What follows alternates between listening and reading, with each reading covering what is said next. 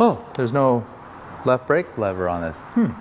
Hey, this is Robot here from Vespa Motorsport and ScooterWest.com. I want to share a special scooter that my service team put together and did some custom fabrication on, just to change it up for special needs for a customer that doesn't have a left hand that have control of a rear brake. So if you're familiar with any of the modern scooters and modern Vespas, almost all of them have the front brake on the right and the rear brake on the left.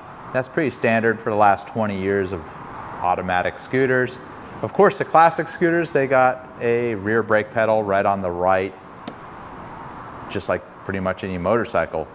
And we did a special conversion, and I just want to share it with everybody and show you how it turned out.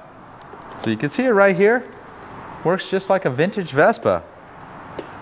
And it's actually a vintage Vespa ribbed brake pedal rubber as well. It's completely fabricated. There is one part that was used from a vintage Vespa. It's the plate that actually holds the complete pedal assembly from a Vespa P200E, a PX200, PX125.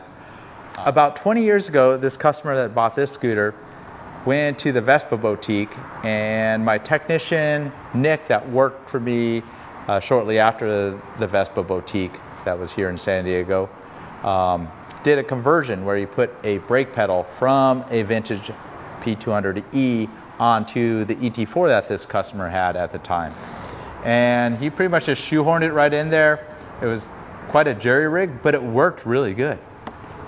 In fact, it worked so good, it was on this customer's scooter for 20 years. And he just traded that scooter in and wanted to upgrade to this beautiful Primavera.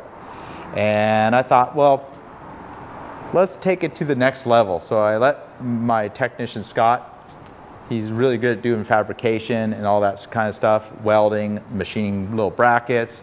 And he started with the P200 base and kind of reworked the whole entire pedal, the lever assembly, reworked the lever in the back to get the feel perfect. So it feels just like a factory rear brake.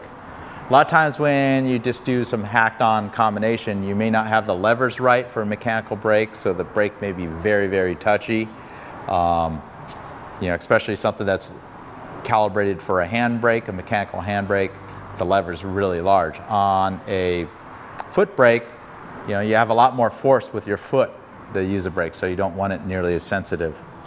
Right there in the perfect spot, kind of right with the ball of your right foot, and pretty much use the brake. Pretty nice. I remember the first time I was riding some of these automatic scooters that had hand brakes for the rear brakes, I would actually tap the floorboard. It was very unusual to me over 20 years ago when I first rode in Vespa ET4 with the rear brake. In fact, many of the vintage automatic scooters, as funny as that sounds, like a Honda Elite from the 80s, the mid 80s, they actually had a mechanical foot brake, because in the early days, to have them homologated for the North American market, they needed to have a foot brake. And then with the 50cc's and 80cc scooters, they actually got an exemption. And some of those early scooters had a sticker that said with the federal exemption for eliminating the foot brake and having a pair of hand brakes onto the scooters. And I don't know when it was, but eventually it just became the norm, and it's kind of what's expected with nearly all modern scooters that have hand brakes for both the front brake on the right and the left brake being the rear. So there's a little bit of a weird history in that, because I know in Europe they were able to have the hand brakes on both sides all the way back in the moped days.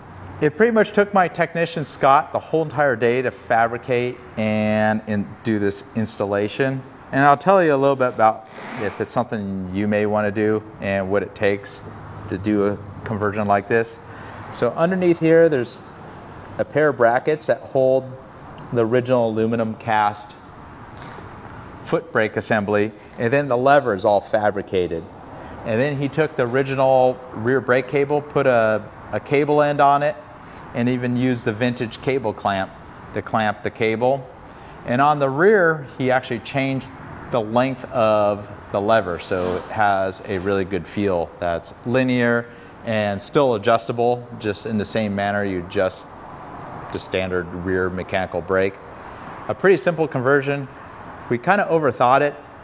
At first, I was all thinking, oh, maybe it'd be ideal to have a scooter that has a hydraulic brake on both the front and rear, much like a GTS. That'd be real simple to put some type of proportioning valve with just a single lever, you know, where you do something like a 70% front braking and 30% rear braking. That was an option.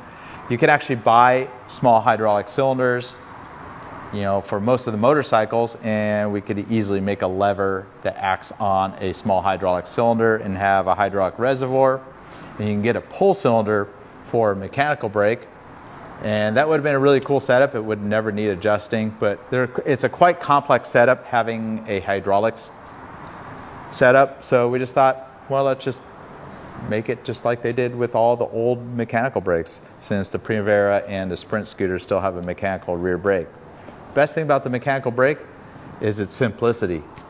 The brake shoes last forever, and there's no hydraulic fluid to leak or need to be changed, or a master cylinder that will eventually need replacement. So maybe you want some type of conversion like this. Well, I can tell you one thing, it certainly isn't a bolt-on kit that we would ever sell at scooterwest.com. But maybe you have a physical limitation where you need to have a setup like this. Well, we could certainly do that. We'd want to do it on a brand new Primavera Sprint. And you're looking at a technician that custom fabricated parts and has pretty much spent the whole entire day, you know, everything from making all the individual parts of the lever, grinding them, welding them all together, fitting them, carefully cutting the floorboard, even painting the inside of the floorboard. He made a little rubber dam to keep the dust out of the floorboard. There's so much to it. It's not just a simple 2-hour little project. It's an all-day project for somebody that's a professional at fabricating something like this. So you're looking at upwards of $1,000 in 2023 money if you want to do a conversion like this. And we'd be certainly happy to do it for you at Vespa Motorsport. And probably not the best idea if you're going to think you're going to mail your scooter across the country to have that done. But it certainly is a possibility. Maybe it gives you some insight of doing it yourself. Maybe you're a handy fabricator. You certainly want to keep in mind all the safety aspects of doing something with the braking system. You know, in an emergency braking situation, you don't want to have any of these components let loose. So there's quite a bit of thought that would go into a project like this. But I thought you all would be interested in that. Thanks for watching. This is Robot here from Vespa Motorsport and ScooterWest.com here in San Diego, California.